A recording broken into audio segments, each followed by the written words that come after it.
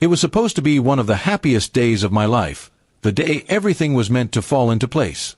The hall was ready, our families had gathered, and the air was thick with excitement.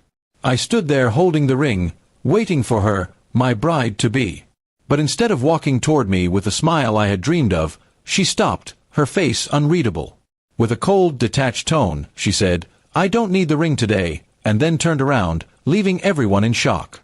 At first, I thought it was a joke, maybe nerves playing tricks on her, but the way she walked out, without hesitation, without looking back, told me otherwise.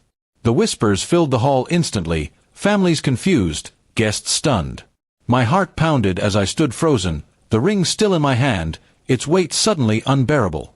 I realized, in that painful silence, that she had made her choice. I could have chased after her, demanded answers, begged her to stay. But something inside me shifted. I looked down at the ring, the symbol of promises that now meant nothing, and a wave of clarity washed over me. Slowly, deliberately, I loosened my grip and let it fall. The sound of it hitting the floor echoed louder than any of the murmurs around me. "I don't need it ever," I said, my voice steady, though my heart was breaking. The room went silent. My family's eyes were on me, expecting me to collapse, but instead I stood tall.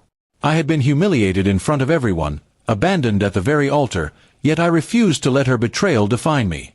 She had left me, yes, but I would not let myself beg for someone who saw so little value in what we had built together. The drive home that night was long and heavy.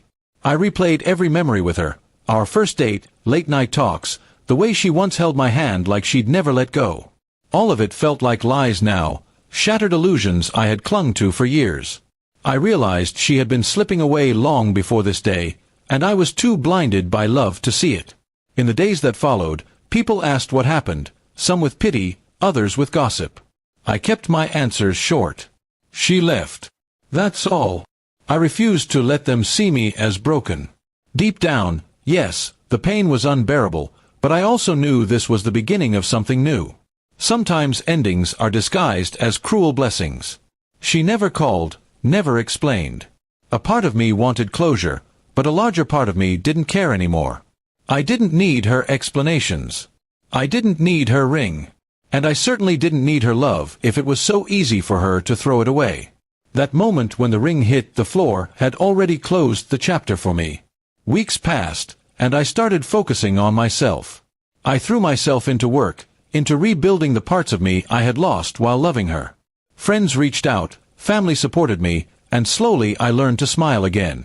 Every day I reminded myself, the ring didn't define me, her leaving didn't ruin me, and my worth was never tied to her acceptance. One evening, I bumped into her by accident. She looked surprised, maybe even regretful, but I didn't let her words come. I simply nodded, smiled faintly, and walked away.